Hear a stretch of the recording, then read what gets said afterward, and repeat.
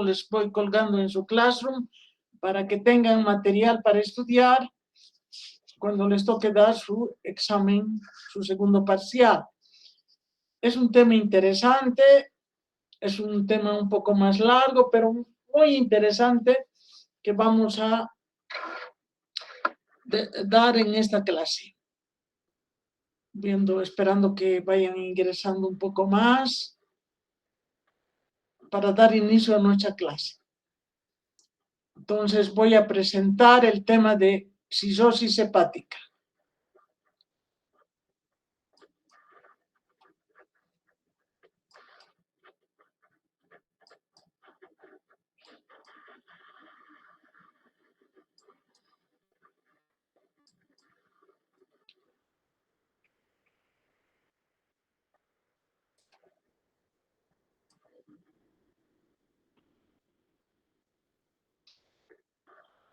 Estamos hablando manejo de medicamentos en pacientes con daño hepático y hablamos de la patología de cistosis hepática.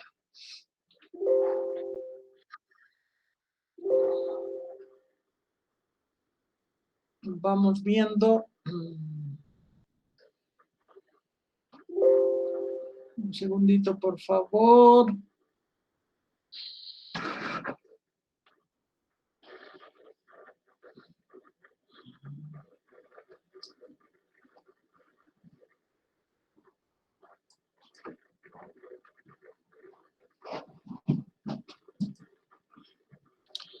Empezamos dando una introducción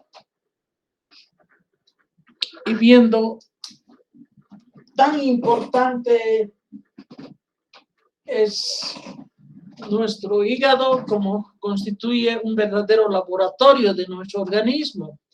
Entonces, indicamos que las células hepáticas cumplen funciones metabólicas y de excreción importantísimas en nuestro organismo y diferentes factores que vamos consumiendo, como ser algunos medicamentos o sustancias químicas, la acción de algunas toxinas, enfermedades infecciosas, inflamatorias, todo aquello, el consumo de grasa, malas costumbres alimenticias, todo esto terminan produciendo un daño de este órgano, que es tan esencial en nuestro organismo. Vamos a dar una definición de cistosis. Es una fibrosis difusa del hígado con formación de nódulos de degeneración parenquimatosa que resulta de un proceso necrótico. Miren ustedes, aquí tenemos un hígado liso, sano, brilloso, en cambio este otro ya es un hígado cisótico y por eso estamos definiendo como una fibrosis difusa del hígado, ¿no?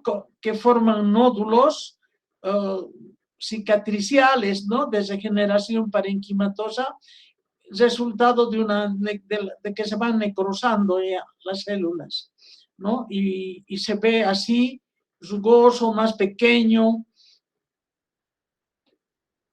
En la morfología de la cistosis hepática, otra vez aquí miren un hígado brillante, liso, del tamaño normal, donde se ve observado al microscopio un hígado, las células del hígado hepáticas, no las células normales, pero de un cisótico por alcoholismo, un bebedor activo, se ve ya en esta forma las células hepáticas.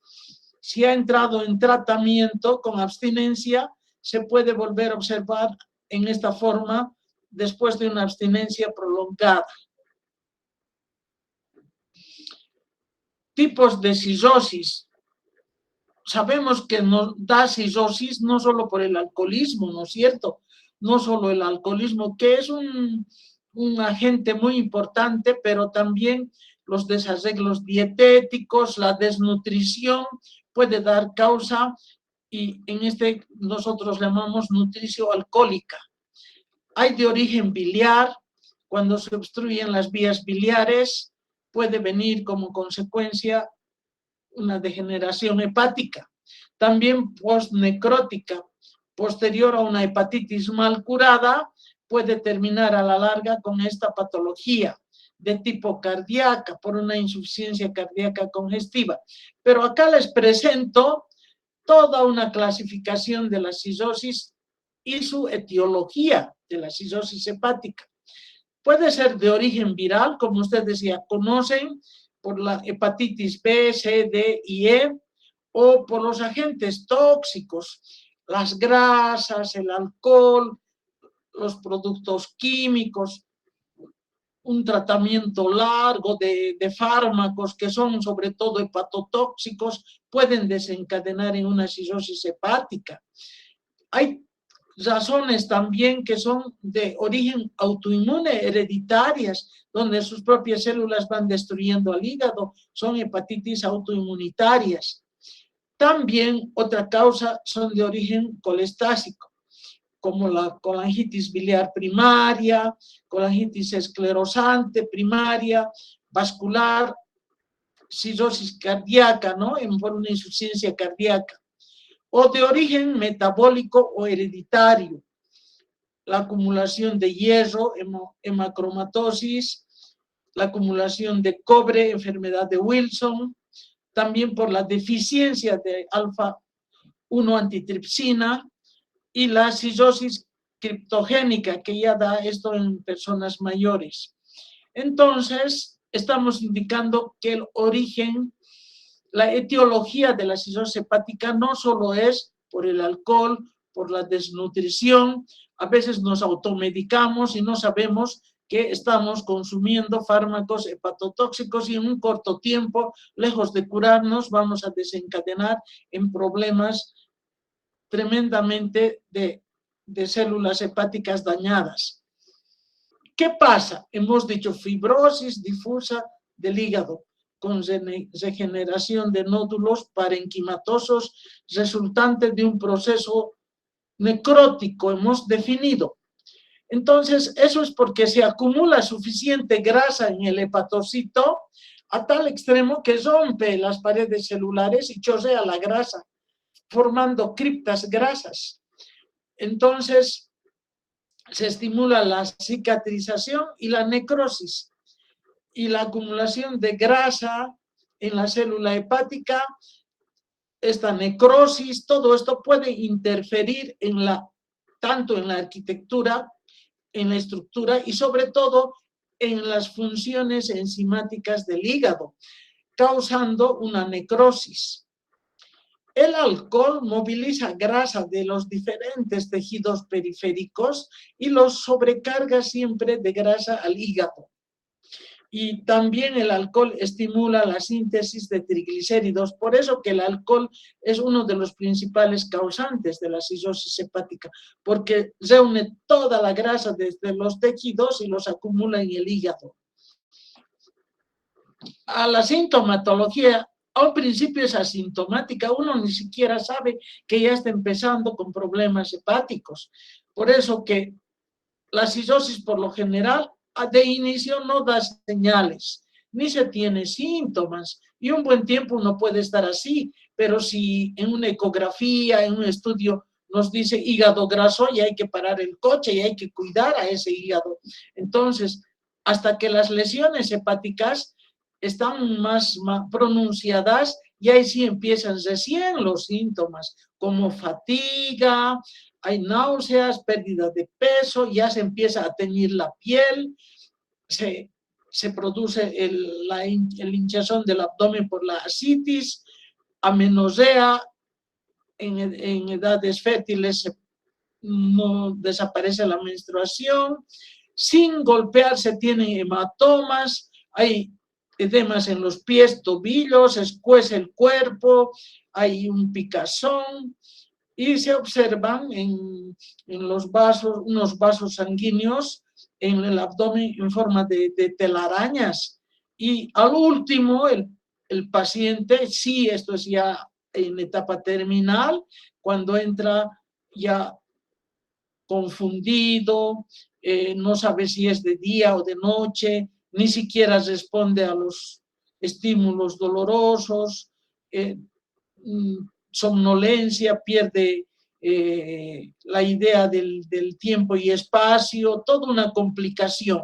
Entonces, la sintomatología, las causas ya hemos dicho, pero vale la pena repetirlos, es tan importante. El primer factor es el alcoholismo, ¿no? Y hay la cirrosis biliar primaria, por la estenosis de las vías biliares que degeneran daños en el hígado, acumulación de hierro, hemocromatosis, hemos dicho la deficiencia de alfa-1 antitripsina, son entre otras cosas, enfermedades infecciosas, inflamatorias, acumulación del hígado graso, la hepatitis, los B, C, hemos indicado, obstrucción venosa del hígado, acumulación de cobre, tantas cosas que hemos ido indicando.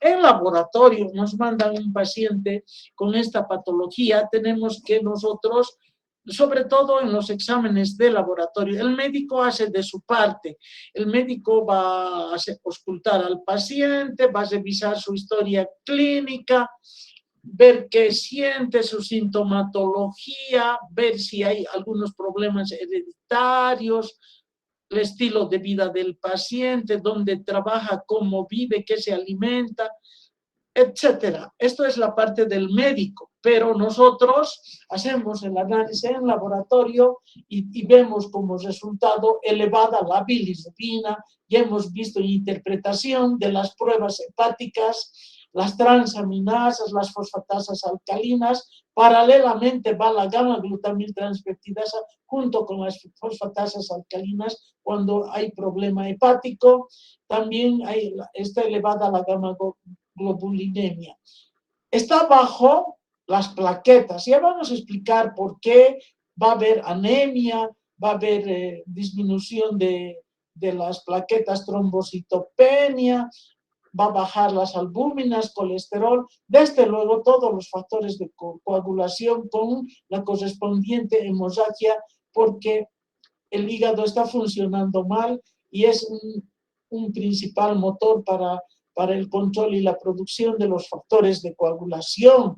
Miren, entonces nosotros ya estaríamos interpretando estos resultados en laboratorio. Alzas de las pruebas que son del perfil hepático y disminuciones en este sistema de la albúmina, glóbulos blancos, plaquetas, trombocitopenia, anemia y todo el factor de coagulación. Al principio, un 40% no tienen síntomas, pero ya están con su hígado graso. Después ya empieza un poco pérdida de apetito, náuseas, disminuye el peso, viene debilidad, y ahí ya empieza a hincharse el abdomen, se hinchan las extremidades, los tobillos, entonces hay retención de líquido, ya se empiezan a teñir la piel, las escleras de los ojos, y a medida que va agravando le viene la encefalopatía hepática con otras sintomatologías más graves porque ya está afectada a nivel del sistema nervioso central. La coagulopatía que aparecen manchas sin golpearse, moretones, las palmas de las manos rojas, eritema palmar y estas partes en el abdomen, vasos que se ramifican como telas de araña. En el hombre viene el hipogonadismo y la ginecomastia y la menorrea en la mujer, porque hay alteraciones también en las hormonas sexuales femeninas y masculinas.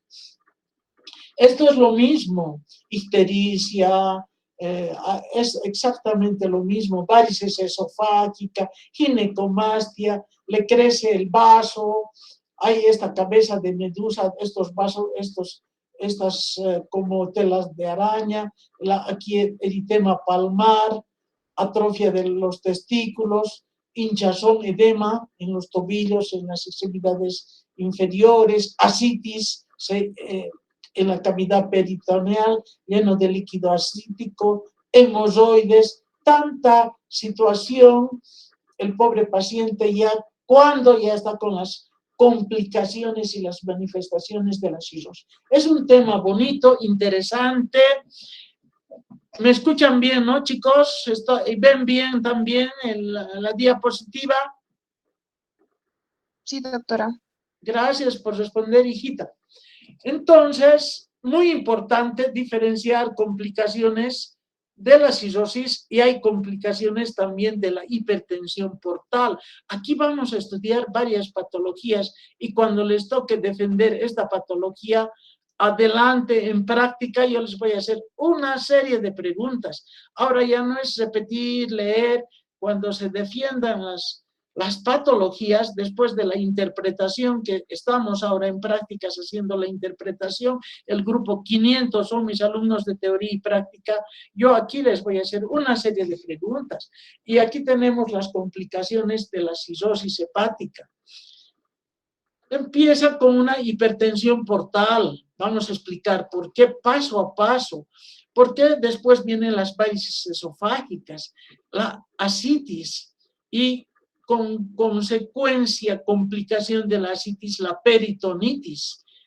Luego también, si no es bien tratada con diuréticos para eliminar el líquido ascítico y se usan mal los diuréticos, viene otra complicación severa desencadenando la encefalopatía hepática por la misma infección y por todo el proceso, la encefalopatía hepática.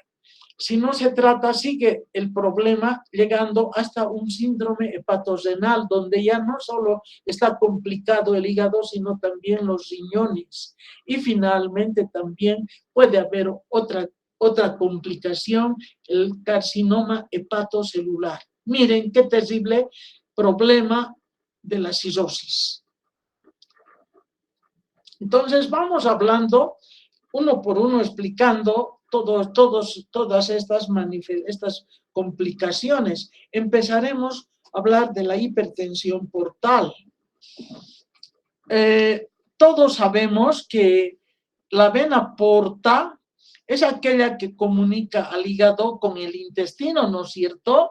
Y además, esta vena es de gran calibre, bien ramificada.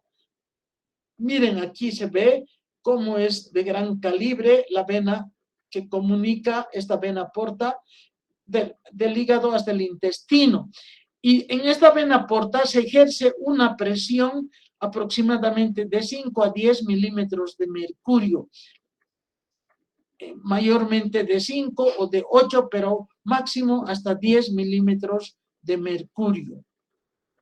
Y la vena hepática, su presión sería de 1 a 2 milímetros de mercurio. Pero ahora estamos hablando de la porta, de la vena porta, la que comunica el hígado con el intestino y tiene tantas ramificaciones, es de gran calibre.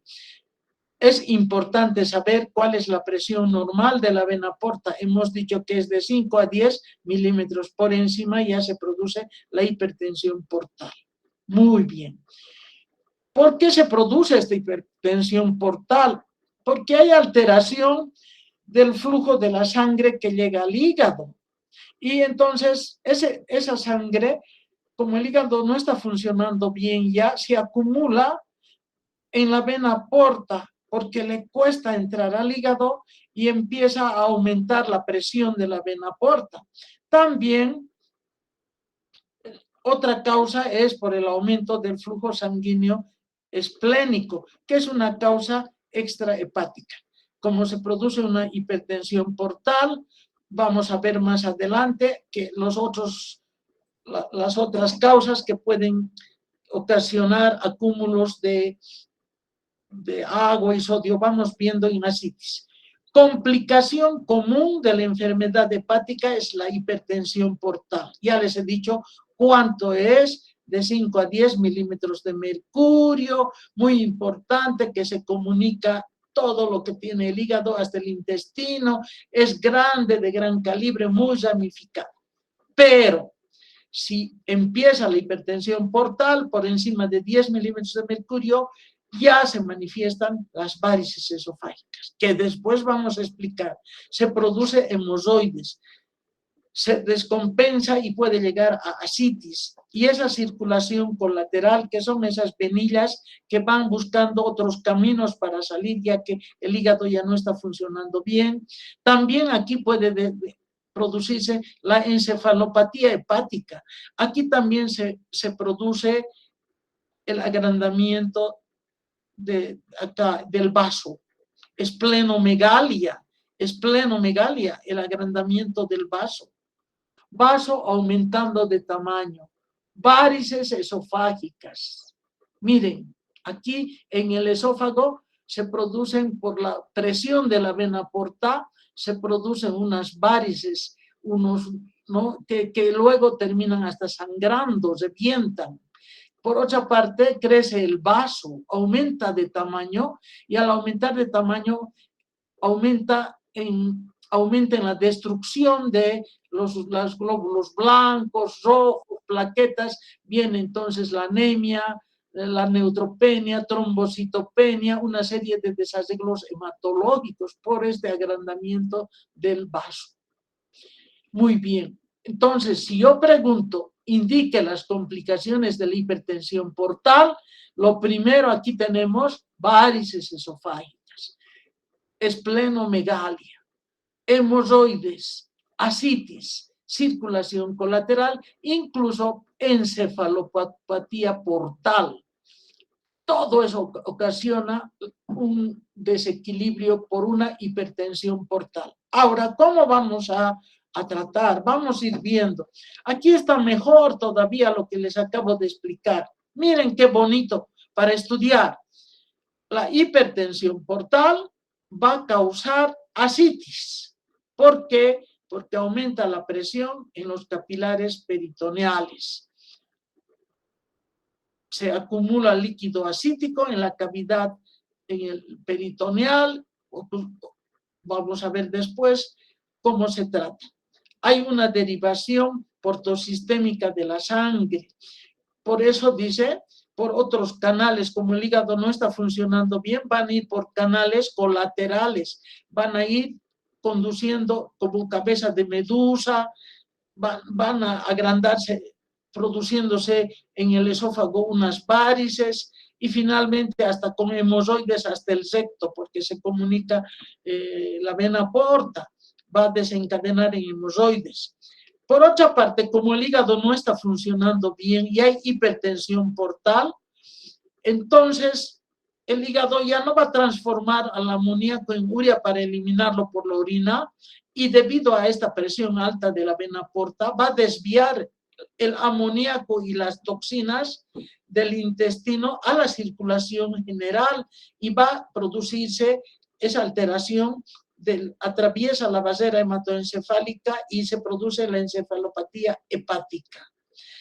Como han visto, va a crecer el vaso y le va a venir destrucción de glóbulos blancos, rojos, leucopenia, anemia, trombocitopenia y con el consiguiente sangrado de hemorragia. Es todo lo que les he comentado acá, incluso más completo, porque estamos hablando de encefalopatía hepática, estamos hablando de esplenomegalia, estamos hablando de ascitis, de hemorroides, de varices esofágicas. No se olviden, tan importante es esta parte, yo pregunto mucho en los exámenes.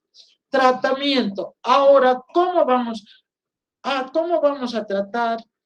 ¿Con qué vamos a tratar la hipertensión portal? Para bajar la presión de la vena porta, beta bloqueadores adrenérgicos. Cualquiera de los beta bloqueadores adrenérgicos, ¿no? Se puede utilizar para disminuir la vena porta. Vamos a ir viendo.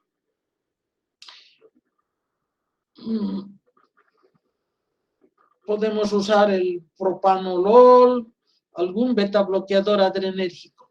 Hay que tratar estas varices. Miren, en el esófago se hinchan así y terminan sangrando. Uno se duerme, un paciente cisótico no tiene síntomas, se ha dormido y su almohada aparece llena de sangre.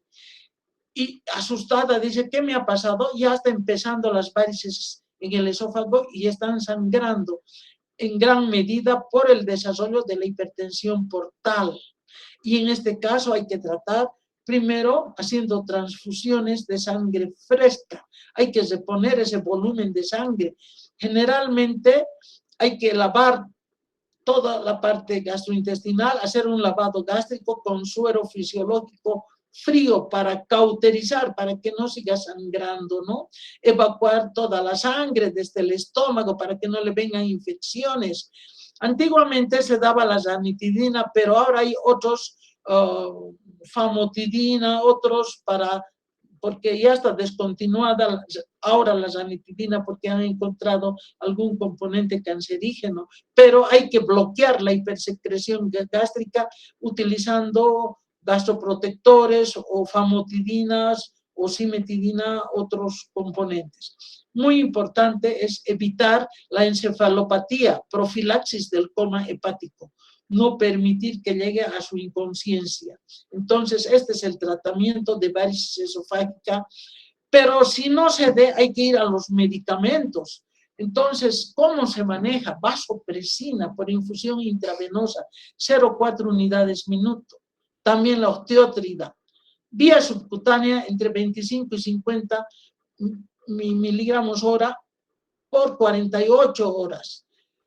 Aquí están los beta bloqueadores, propanolol para disminuir la presión de la vena porta y que no siga sangrando, que no siga ocasionando varices esofágicas. Yo pregunto, ¿con qué se trata la hipertensión portal? Y me están diciendo cualquier barbaridad y no me están diciendo que se puede tratar con este beta bloqueador como ser el propanolol.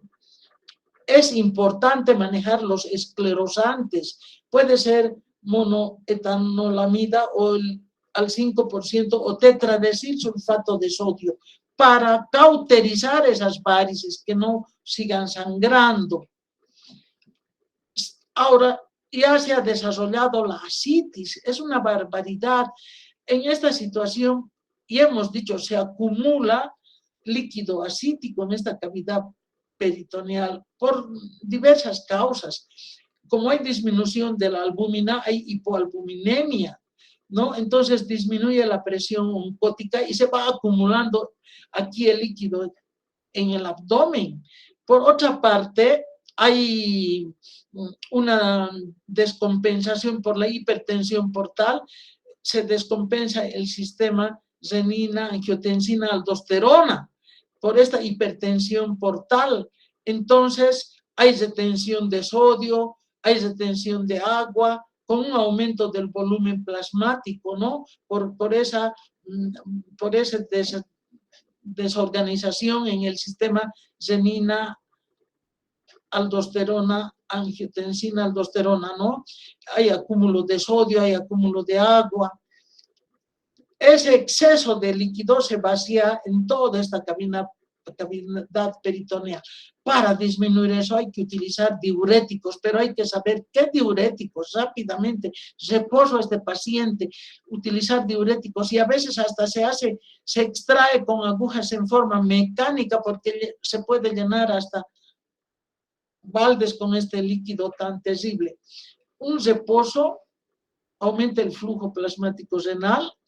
Hay que restringir el sodio, 0,5 a 2 gramos día, mucha restricción de sodio, porque por esa acumulación de sodio y agua. El diurético de importancia es la espironolactona, que puede ser de 50 hasta 200 miligramos día, viendo la situación. Y a veces el médico combina la espironolactona con otros diuréticos como ser hidroclorotiazida o furosemida, pero a pequeñas dosis, a dosis baja. El diurético de elección para la asitis es la espironolactona. Puede utilizar 50 miligramos o puede ir aumentando hasta 200 miligramos día. Si es necesario, va a ayudar con un poco de furosemida o hidroclorotiazida, pero a dosis baja. Cuidado con el mal manejo de los diuréticos, porque vienen otras complicaciones. Las complicaciones del tratamiento con diurético son desequilibrios electrolíticos, alcalosis metabólica, azotemia prerrenal y puede desencadenar incluso la encefalopatía hepática. Por no manejar bien los diuréticos, queriendo curar la ascitis, podemos desencadenar una encefalopatía hepática. Entonces, mucho cuidado. Patogénesis de la encefalopatía portal. Ya estamos hablando ahora de la encefalopatía portal, llamado también coma hepático. Es una alteración del sistema nervioso central en esos pacientes que tienen cirrosis hepática ya avanzada. La toxina, sabemos que es el amonio, los ácidos grasos, aminoácidos, vamos a ver los mercaptanos, cómo actúan. Un efecto directo sobre la membrana neuronal. Estos mercaptanos interfieren en el metabolismo celular y alteran la detoxificación no dejan transformar en urea, ¿no? También los ácidos grasos tienen el efecto directo sobre la membrana neuronal, competencia por la unión intravascular de estas toxinas. También los aminoácidos producen alteración de la neurotransmisión del cerebro, generando el amonio, que es la toxina más grande, y mercaptanos. Pero vamos a ver qué otros factores son causantes de la encefalopatía portal. La azotemia. ¿Qué es la azotemia? Es el aumento de la circulación enterohepática de compuestos nitrogenados, sobre todo con producción de amonio. Entonces, el aumento de amonio por la presencia de compuestos nitrogenados, que es un efecto prototipo que va a desencadenar en uremia. Entonces, uno de los factores precipitantes, uno de los primeros factores es la azotemia. También el uso de los diuréticos, les he dicho, y acabamos de indicar acá que cuando las complicaciones puede producir encefalopatía hepática, y hemos dicho. Entonces, diuréticos, sedantes y analgésicos, si no son bien manejados, pueden producir alcalosis metabólica, hipocalemia, hipovolemia, azotemia presrenal y disminución del flujo sanguíneo renal. Entonces hay que manejarlos con mucho cuidado, los diuréticos, los sedantes, los analgésicos. Cuando se producen los sangramientos puede precipitar una encefalopatía portal. ¿Por qué? Porque en los sangramientos se produce sustrato para la formación de amonio, se produce hipovolemia e hipoxia. Cuando se consumen las proteínas, ¿no? Que es sustrato para la formación también de amonio, y el amonio es la toxina que desencadena la encefalopatía portal. Las enfermedades infecciosas aumentan el metabolismo de las proteínas. La deshidratación también lleva a aumentar los compuestos nitrogenados, produce hipoxia, hipertermia, aumenta la toxicidad con el amonio, la deshidratación, hasta la constipación. Ser estreñidos aumenta la producción y absorción de amonio. Todos estos son los factores que precipitan en la encefalopatía portal. He nombrado muchos, desde la azotemia, diuréticos, sedantes, analgésicos, sangramientos, ingesta de mucha proteína, por eso se dice no proteínas, no diuréticos, no sedantes, las enfermedades infecciosas, la constipación. Clasificación de la encefalopatía portal. Cuando ya ha atravesado el amonio la barrera encefalohepática, porque ha ido a la circulación la toxina, ocurre que al principio el paciente está en grado 1 y solo se manifiesta con cierta euforia, depresión, apatía, con ciertas conductas inapropiadas, presenta insomnio. Se hace un electroencefalograma y nos da una cruz. Ya estamos viendo en qué grado de encefalopatía hepática está el paciente. Solo presenta cierta confusión, apatía, pero en su electro ya nos da una cruz. El grado 2 ya se desorienta, no sabe qué día es, confusión en tiempo y espacio, confusión mental, se olvidan muchas cosas, electroencefalograma, 2 cruces. En el grado 3 ya la confusión es marcada. Ya no recuerda nombres, a veces no reconoce, pero sí responde en el grado 3 a los estímulos dolorosos y el electroencefalograma da 3 cruces. El grado 4 es la etapa terminal de la cirrosis hepática, pérdida de la conciencia, no responde ni a los estímulos dolorosos, el paciente entra en coma y es electroencefalograma 4 cruces, cualquier rato el paciente puede morir. ¿Cómo se trata la encefalopatía portal?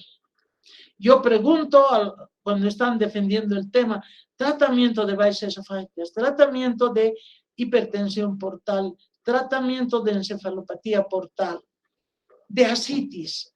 ¿Cuál es la complicación principal de la asitis? No les he dicho. Hay una complicación, aparte del mal manejo de los diuréticos. La complicación más típica es la peritonitis, que se ha infectado ese líquido asítico, hay malestar, hay fiebre, se hace un análisis, hay leucocitosis y hay que tratar inmediatamente con antibióticos, cefalosporinas, aminoglucósidos, hay que tratar porque cualquier rato puede entrar este paciente a una encefalopatía portal y después está en peligro la vida del paciente porque se ha producido una peritonitis espontánea por una infección de líquido asítico que hay que tratar. ¿Qué hay que hacer cuando el paciente ya está por entrar en coma? Hay que esterilizar el colon. Para eso, evitando que siga formándose esa toxina que es el amonio. Y desde luego usar antibióticos de amplio espectro, sobre todo se recomienda la neomicina. Pero hay que suspender, hemos dicho, diuréticos, sedantes, analgésicos, tranquilizantes. Repito, régimen cero de proteínas, porque son los factores precipitantes de la encefalopatía portal. Hay que reponer rápido los electrolitos y usar lactulosa biooral. Entonces, ¿qué medicamentos vamos a usar? Neomicina como antibiótico y también la lactulosa, reponiendo sus electrolitos. Atención farmacéutica a paciente con cirrosis hepática. Muy importante identificar sus problemas.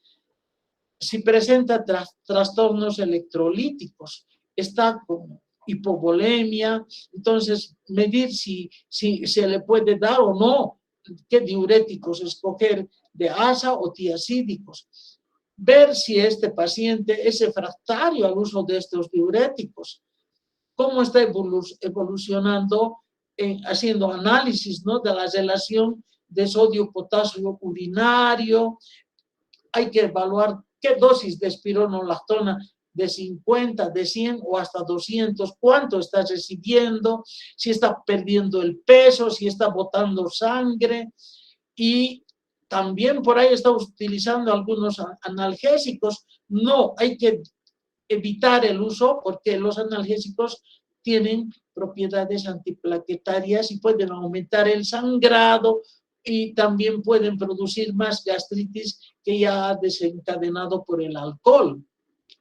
Al hacer la monitorización de la terapia de asitis, medir cómo está su diuresis con los diuréticos que se ha dado, el volumen de la orina cada día, los electrolitos sanguíneos y urinarios, hacerle análisis cada día, relación, cómo está el sodio-potasio urinario, si está perdiendo de peso mucho, ácido úrico sanguíneo, y aquí observar el flapping. ¿Qué quiere decir flapping?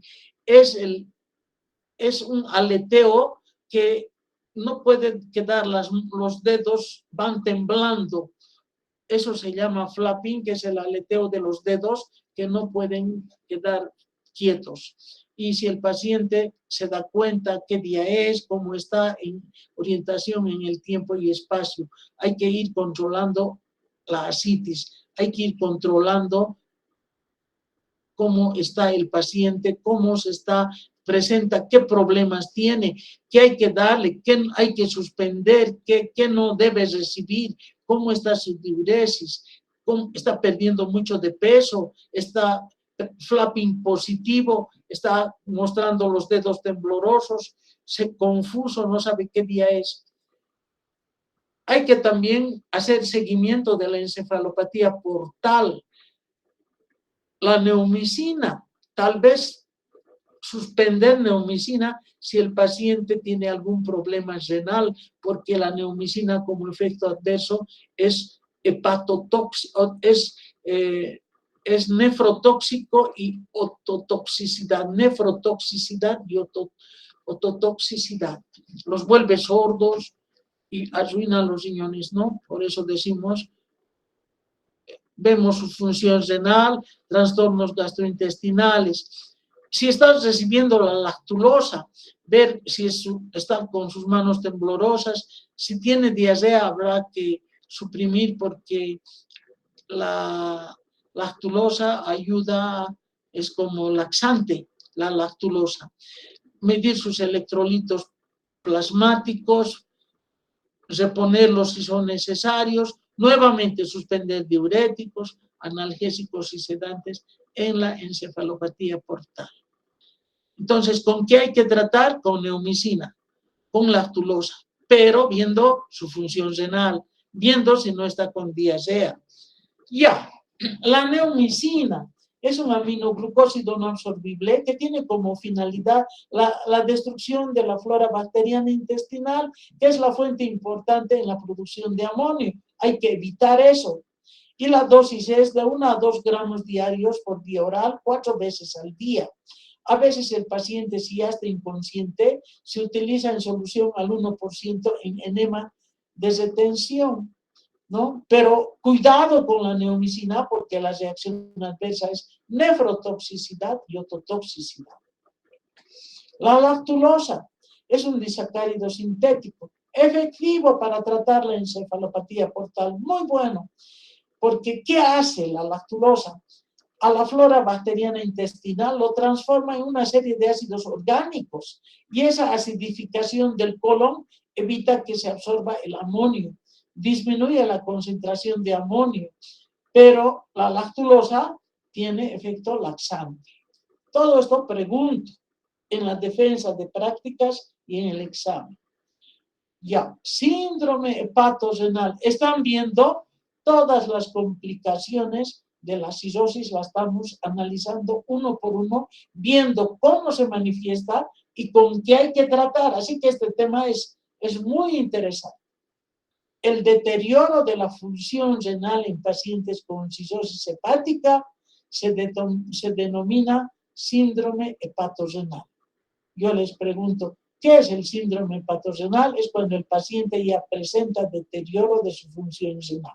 En insuficiencia renal aguda se presenta en pacientes con cirrosis. Se produce azotemia con elevados valores de nitrógeno ureico. En estos pacientes, rápidamente hay que descontinuar los diuréticos, hasta la neomicina. Hay que descontinuar cuando ya están con este problema de riñón y de hígado.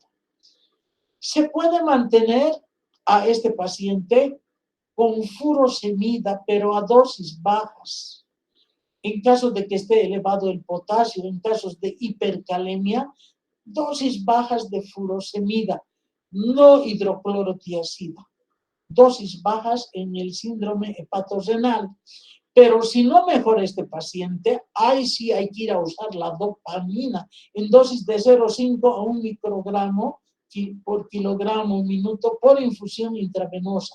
Y esto se puede ir aumentando hasta 2 y 4, siempre por microgramos por kilogramo minuto. Entonces, si no mejora con el diurético a dosis baja y está empeorando el paciente, no queda otra que recurrir a la dopamina en estas dosis indicadas. Muy bien. Han visto, queridos estudiantes, qué interesante es este tema, pero realmente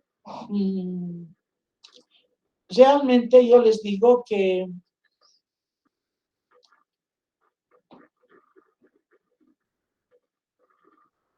estas complicaciones, cómo se trata la encefalopatía hepática, con neomicina, con lactulosa, qué cuidados hay que tener, que el paciente no tenga insuficiencia renal, que no esté con diarrea. En ascitis, ¿cuál es su complicación más grande? La peritonitis. ¿Cómo se trata? con ciprofloxacina, aminoglucósidos, se manifiesta con fiebre, leucocitosis, varices esofágicas, ya sabemos, hay un sangrado. Primero hay que hacer lavado gástrico con solución fisiológica fría. A veces también se meten sondas orogástricas y nasogástricas que apretan esas varices para detener el sangrado, ¿no? Hipertensión portal, ¿con qué se trata? ¿Cuál es esta complicación? Otra serie, aquí hemorroides, circulación colateral, esplenomegalia, tanta complicación. ¿Qué produce la esplenomegalia? Disminución de glóbulos blancos, glóbulos rojos, plaquetas, entonces anemia, leucopenia, trombocitopenia, una serie de complicaciones, ¿no? Entonces, todo esto tiene su consecuencia y su tratamiento. Qué interesante esto que hemos visto, no es es todo un tema muy lindo para tratar y para estudiar. Queridos estudiantes, hemos acabado un tercer tema de patología. Todavía vamos a tener 3 o 4 temas más, pero con calma, porque esto vamos a ir tomando después del receso.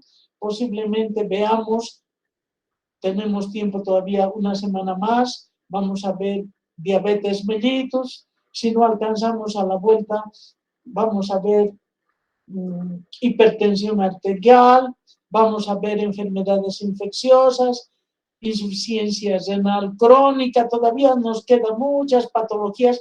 ¿Qué es farmacia clínica? Debemos manejar al dedillo todas estas patologías para hablar junto con el médico en los laboratorios, sugerir qué hay que hacer, qué pruebas hay que hacer, por qué está aumentado, por qué le ha venido una encefalopatía hepática, qué está elevado. Les sugiero hacerle esta prueba más, muy interesante, porque ya estamos estudiando, estamos en 5º año y estamos viendo farmacia clínica. ¿Con qué tratamos? ¿En qué casos se utiliza espironolactona? Y vamos a ver en la hipertensión arterial en qué casos, qué diuréticos utilizamos. Muy interesantes son toda esta etapa de estudio de las diferentes patologías clínicas. Les felicito, siempre están los mismos. Yo veo Alejandra, Lisandro, Alejandro, María Carmen, Cindy, siempre los veo. A Ninfa también le vi ingresando, Danitza. Yo veo los que están. Muy bien, chicos, chicas, yo voy a tomar muy en cuenta siempre su asistencia también a las clases virtuales. A Natalia, muy bien, Benjamín, todos ustedes. Que les vaya bien, sigan adelante y nos vemos en la siguiente clase. Chao, chicas, chao, chicos, hasta luego. Hasta luego, doctora. Chao, que les vaya muy bien. Chao, Benjamín, chao, Jones. Chao, Lisandro, chao, Nayeli, chao, que les vaya bien. Hasta luego, Linda doctora. Adelaida, doctora. Camila, Shaila, hasta luego, Alejandro, que les vaya bien. Camila, Hasta luego, doctorita. chao, chao, Giselle, chao, chao, hasta luego. Chao, chao. Maribel, hasta luego. Camila.